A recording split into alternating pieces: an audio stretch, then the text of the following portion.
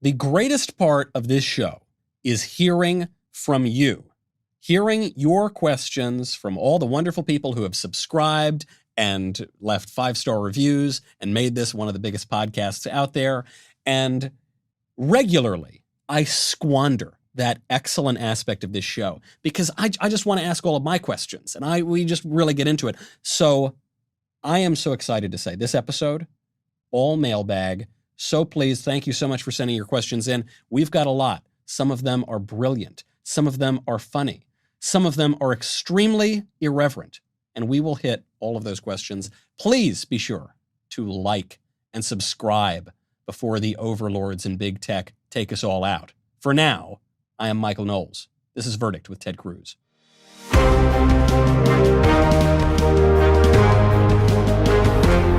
Welcome back to Verdict with Ted Cruz. I'm going to jump right in. I'm not going to allow myself to say one extra word from Eddie. First question. Senator, what was your least favorite part of Joe Biden's terrible State of the Union speech? Well, it disturbed my nap. That was irritating. But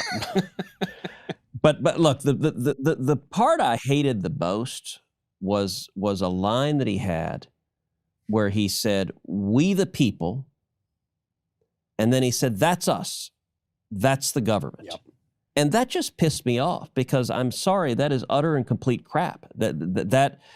Look, I know that Joe Biden was not a very good law student, but he needs to go back and take con law again, because we the people, which is how the Constitution begins, means us, the people, damn it. It's not government. It's the opposite of government. And this is Joe Biden being a totalitarian, like justifying massive government power by saying, I am we the people. I mean, it reminded me of Louis XIV, l'état c'est moi. L'état c'est moi.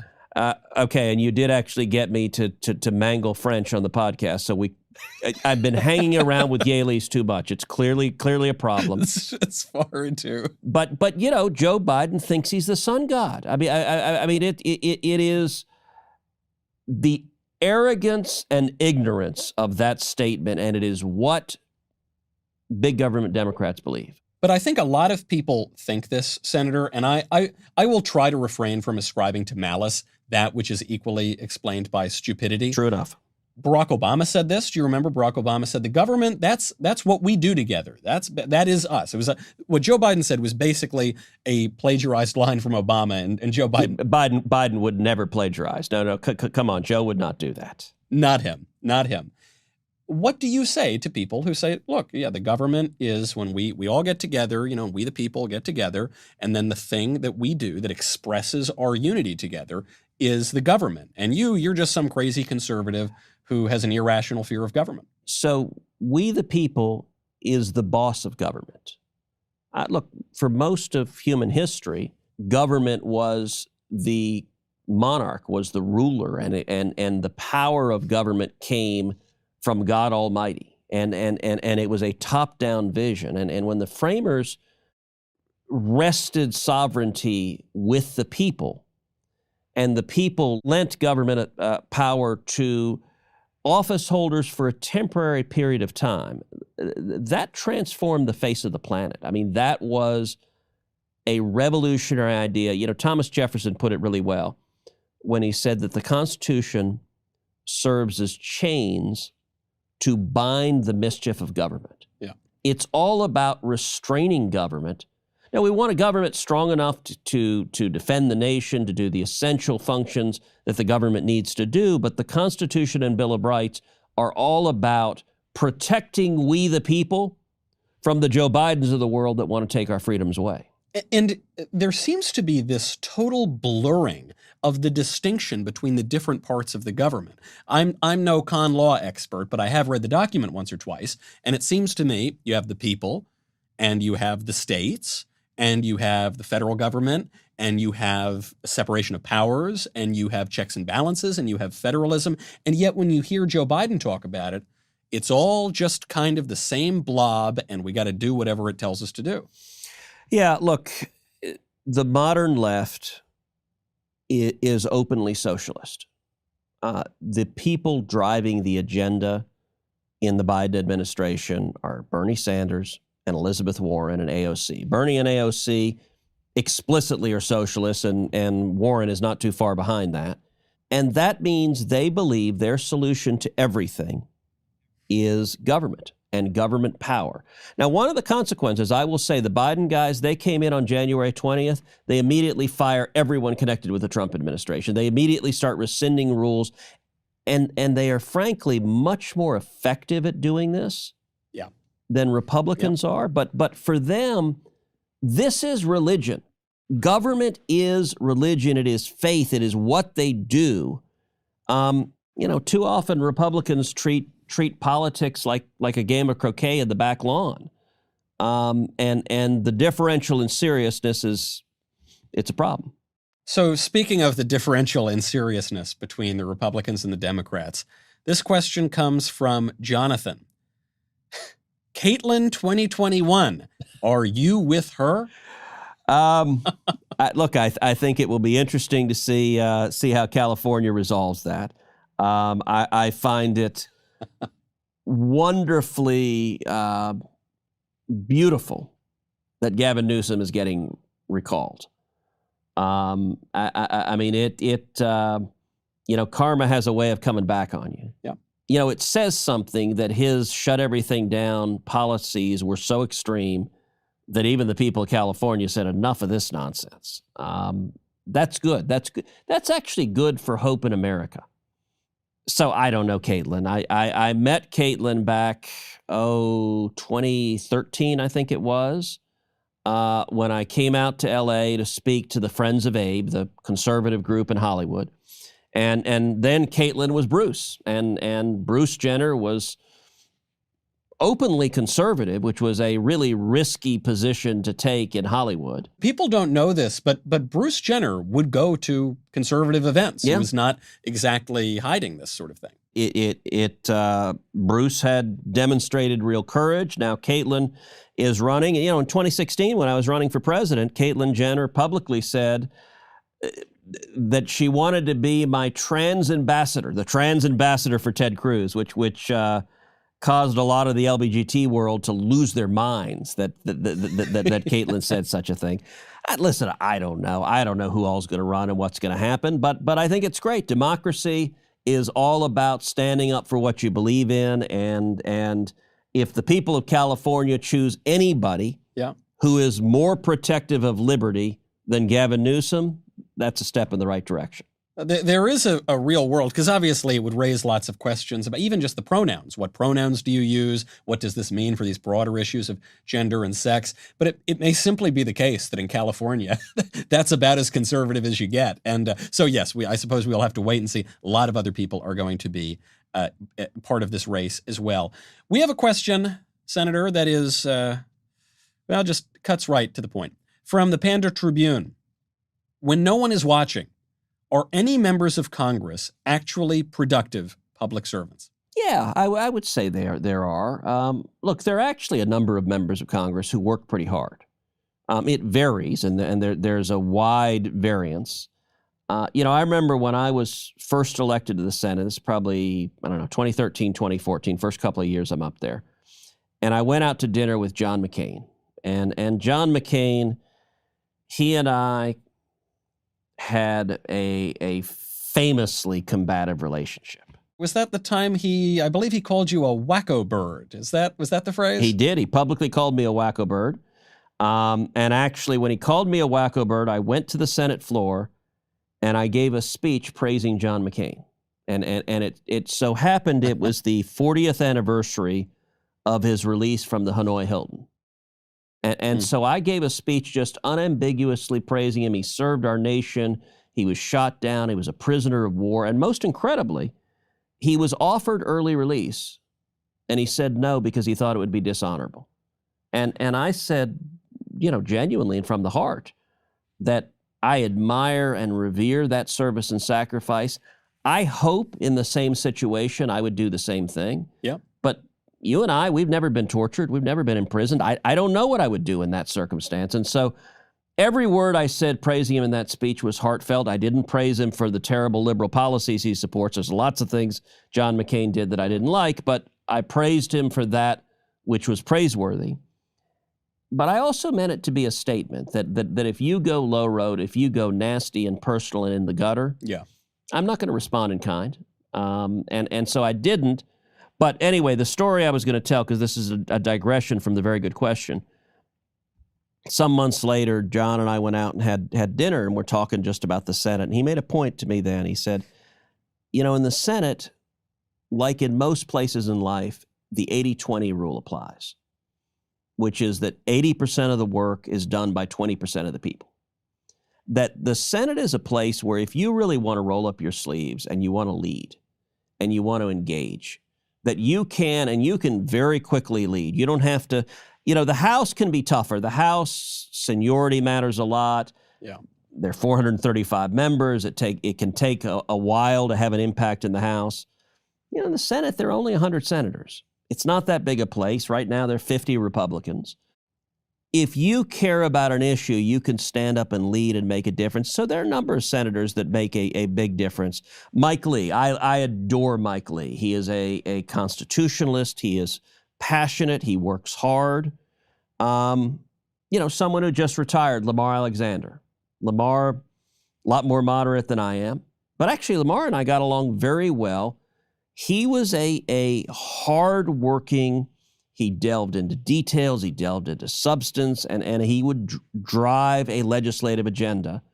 There are other senators that frankly just go to cocktail parties. Yeah. Like, it is a job. I mean, the 80-20 rule means also that 80% of the folks are not working that hard. But you know what? That's true.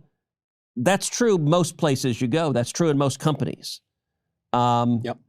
And if you resolve, so when I'm talking to potential candidates who are thinking of running for Senate, and I talk to a fair number of people who are looking at Senate seats, and they'll be like, well, can you make a difference in the Senate? Can you do anything? Yeah. And with the right person, I'm very encouraging, because I say, look, if you want to, if you're willing to do the work, this is to a significant part self-directed. How many issues are you going to lead on? What are you going to do? Are you going to, you know, how hard are you going to work?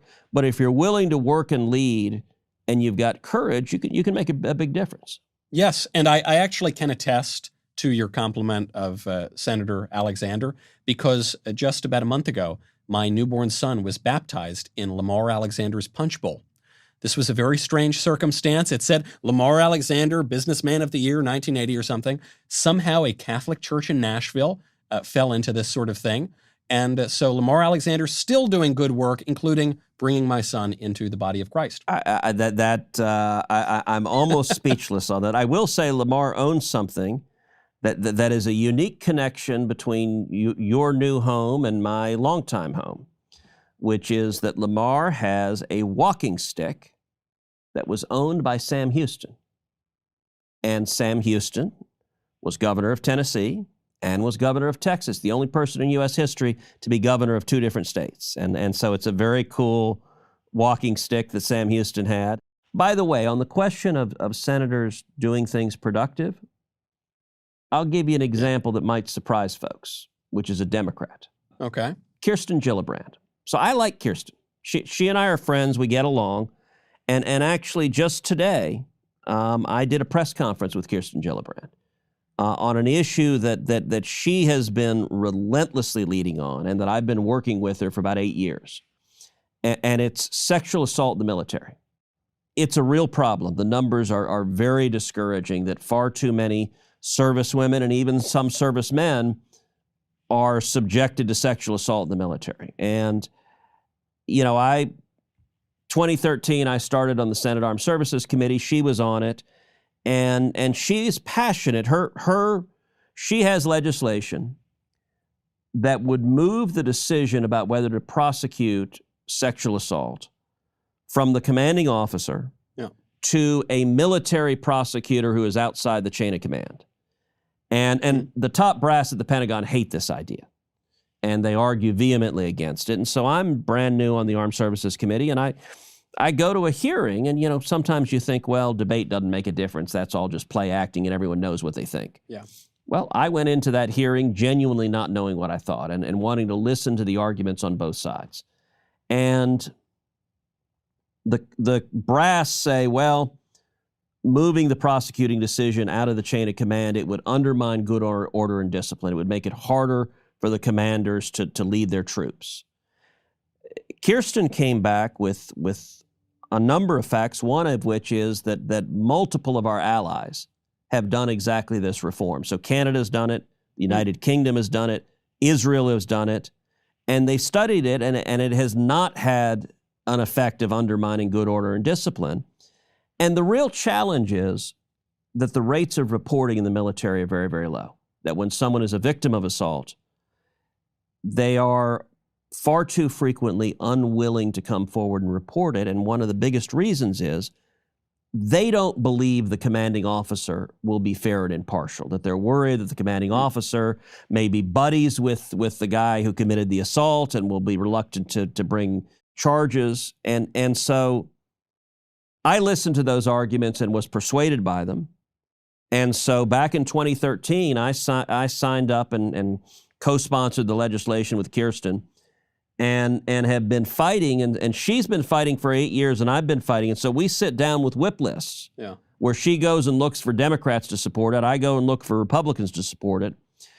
We just did a press conference this morning. I think the bill is likely to pass in the next 2 years, that we're seeing really growing momentum. But I use that as an example where she has, just tirelessly bird-dogged this issue. And I think if we can reduce the incidence of sexual assault in the military and do a better job protecting our servicemen and women, that's very worthwhile. Certainly. Next question comes from Pancake Robot. I assume this is Mr. Robot's Christian name after Saint Pancake of Alexandria. Question is, I want to hear Senator Cruz's take on the paradox of Republican power. We elect Republicans to make the federal government less powerful, but in practice, that just means that elected Republicans are reluctant to wield power to achieve that objective. That's a very insightful question. How do we resolve that? I think there are a couple of things that drive it. One, we mentioned just earlier in the pod, Democrats are ruthlessly serious. Government is life or death to them. They spend every waking moment thinking about how to be effective. Republicans, often politics, if they do it, it's a hobby. It doesn't have the same seriousness. So when it comes to wielding power, you don't get people that are nearly as serious about moving a policy agenda because they don't necessarily have the same passion to it. There are a couple of different challenges. Let me break this down a couple of ways. Number one, how do you run a federal agency? And so a challenge that Republican appointees have in an agency is if you're in an agency that you think should be abolished, that can be a real problem for running it. You remember Rick Perry famously at the debate, forgot one of the agencies that he wanted to abolish and said, oops. The irony is the agency he forgot was the Department of Energy, which he later became Trump's Secretary of Energy. So he literally led the department that he forgot that he wanted to abolish. Undermining it from within. One of my first jobs in politics was in the George W. Bush administration, where I was at the Federal Trade Commission. And my boss was a guy named Tim Muris, who was the chairman of the FTC. He's a brilliant guy. He's a lawyer, he's an economist. And he recruited me in to be the head of policy at the FTC. This is 2001 to 2003. And what Tim understood, if you go into an agency as a Republican political appointee and you tell every person at the agency, your job is meaningless, everything you've done with your life is worthless, I hate the mission of this agency, and you suck. Now follow me. They're going to fight back. They're going to resist you at every turn. What Tim understood instead, a government bureaucracy is like a fire, and you can direct the fire in a positive direction. But if you just try to kill it, it will try to kill you. And so, for example, at the FTC, my office, the FTC is charged by statute with defending competition and defending consumers. There's 75 PhD economists at the FTC. And so one of the things that I led is something called competition advocacy, where we would study a state legislature or a state regulatory body would request our views on a particular anti-competitive bill they were considering. That was typically restricting competition, favoring big business, and hurting consumers. And we would study it, the PhD economists would study it, and then we would go and provide testimony or provide expert guidance on, if you do this, prices will rise 20% for consumers. And the competition advocacy, people were eager to do it. It was beneficial, but it was expanding freedom and it was reducing the footprint of government. Another example, class action lawsuits. There were plaintiffs' lawyers that were bringing abusive class action lawsuits where they'd have a big class, they'd negotiate what's called a coupon settlement, which is, anyone who ever bought a bag of Doritos gets a coupon for 10 cents off Doritos. But there's 50 million people, so everyone gets a 10-cent coupon, and the lawyers take home $70 million. And the coupon settlements, frankly, are a crock many times because they're designed to make lawyers' fees and not actually to help the ostensible clients. Consumer. And so what we did in the FTC is we began intervening in cases that involved coupon settlements and arguing to the judge that the judge ought to chop down the lawyers' fees and give the money to the consumers. And, Michael, on the question of the Republican paradox, I like that the way that was put. It also sometimes is a conservative paradox. And I'll give an example. Many times, moderates in government have been much better than the conservatives. They've been better prepared. They've taken it more seriously, and they've won bureaucratic battles. So I'll give an example. One of my favorite books in politics is Jim Baker's book, his autobiography, and it's called Work Hard, Study, and Stay Out of Politics, which was actually the advice his grandfather gave him. And, you think about it. So Baker was the campaign manager of 5 presidential campaigns. I mean, pause and Secretary of the Treasury, Secretary of State. I mean, the guy had an extraordinary career. In 1980, Baker was the campaign manager of George Herbert Walker Bush's campaign, running against Ronald Reagan. And that was a bitter primary. That's where Bush accused Reagan of voodoo economics. I mean, they were pounding the heck out of each other. Reagan wins, and Jim Baker becomes Reagan's chief of staff in the White House. I mean, I don't know of any other circumstance where the campaign manager for your primary opponent becomes your chief of staff when you win. That is an extraordinary thing. And so Baker recounts in his book, right at the beginning of the Reagan White House, he sits down with Ed Meese. Now, Ed Meese is someone who's a dear friend. He was a longtime confidant of Reagan's. He's this principled conservative. When I first ran for Senate, Ed Meese was the chairman of my national leadership team. He's an extraordinary guy. Baker recounts how he sat down with Meese to divide responsibilities in the White House. And he pulls out a yellow notepad and he draws a line down the middle and so on. And he says, all right, Ed, let's divide responsibilities. And he says, look, Ed, you've been with the president for so long. You have his trust. You have his confidence. You know his heart. Ed, you need to drive the substance. You need to drive the meat. You need to drive really the important stuff that we're doing. So you need to lead the Domestic Policy Council. You need to lead the National Economic Council. All of the substance you should be in charge of. And Baker says, look, I'll just do the admin stuff. And he said, I'll take the schedule, and I'll take personnel, and I'll take budget, and I'll take leg affairs. And so actually in his book, he has a Xerox copy of the actual yellow pad that says Ed and Jim, and it has that on there. And in his autobiography, Baker admits, he says, look, I knew I was eating Meese's lunch. Because, all right, if he controls the schedule, he controls every minute of the president's time. That's a big deal if you decide how the president spends every day, all day long. If he controls personnel, there's an old saying that I think is very true, that personnel is policy. If Baker is picking the people that are throughout the administration, he controls the administration. On budget, everything that happens in government happens through budget. If he controls budget, the dollars drive the substance. And then finally, on leg affairs, the way he put it, he said, listen, if I'm the one sitting in the room with the Senate Majority Leader and the Speaker of the House, and I'm negotiating the bill, Ed can have whatever he wants in his cute little policy council, and they can write as many white papers as they want, but I get to decide what gets done.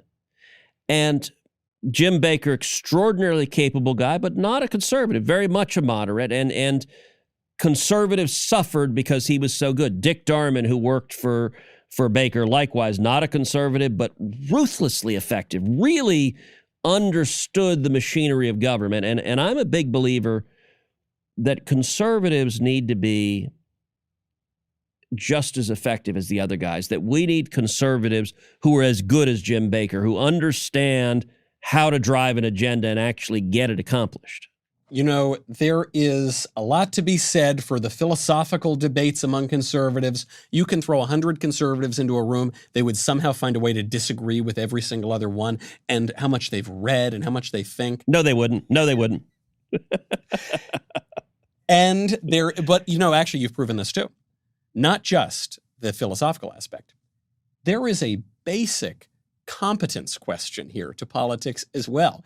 And you have gotten things done. There have been conservatives who haven't gotten things done. You have. Why? Because it's not enough to just sit in the freshman bull session and argue about philosophy all day. You actually have to know how to wield the levers of power and accomplish the tangible aspect of the job. No, that's exactly right. And if you want to change the trajectory of the country, you look at Ronald Reagan did a phenomenal job of it because he understood the power of vision, he understood the power of personnel, and he understood how to drive that vision throughout. And so, you know, Reagan ran on winning the Cold War, defeating the Soviet Union. He ran on cutting taxes and bringing the economy back. And he ran on cutting government spending. He achieved two of those three. So he was successful in winning the Cold War, defeating the Soviet Union. He rebuilt the military and bankrupted the Soviet Union. No one thought that was possible. He was successful in cutting taxes and reducing regulations. That produced enormous economic growth. Where he wasn't successful was reining in government spending. And frankly, his own party fought him on that. Democrats fought him on that. And he, at times, slowed the rate of growth of spending, but that was about it. Yeah, 2 out of 3 ain't so bad. That's, you know, it could be, we could try to get the rest now, which actually leads into my final question, a quick question in our last moments here. This is from Ben. How screwed are we? Very, very, very. But I believe not permanently.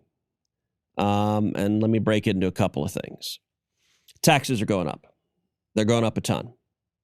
Every tax is going up by trillions of dollars. And there's nothing Republicans can do to stop it because they will use budget reconciliation that can't be filibustered to raise taxes.